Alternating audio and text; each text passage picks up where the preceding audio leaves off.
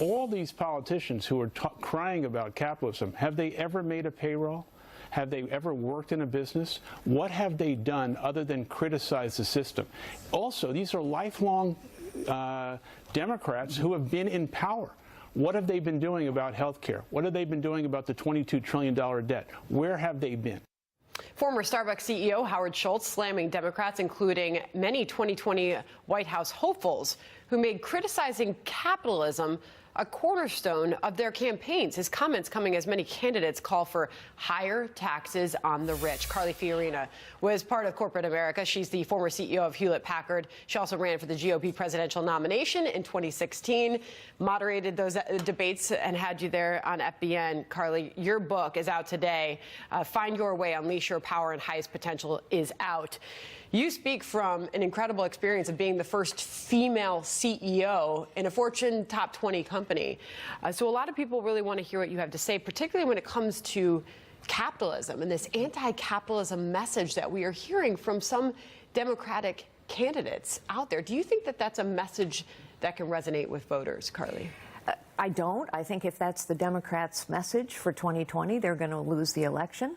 I certainly agree with what Howard Schultz said. I think behind this "let's tax the rich" theme is an assumption that giving more money to government and politicians works. It demonstrably doesn't work. The government has been getting more money every year for 50 years. It's one of the reasons people are so frustrated with politics. The problems seem to fester, whether it's immigration or health care or deficits. It's one of the reasons I wrote the book, Find Your Way. It's for people who feel helpless and powerless and frustrated by the fact that problems just fester all around them. It's for young people who think they're supposed to have it all figured out and they don't.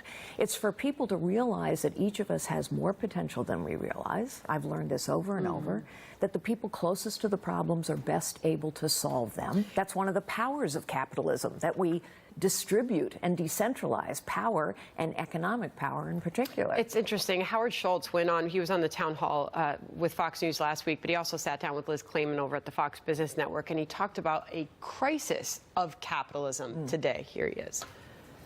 We do have a small crisis of capitalism. And what I mean by that is that the rules of engagement for a company today, given the fact that the government can't solve all these problems, is businesses and business leaders must do more for their employees and the communities they serve. I believe that.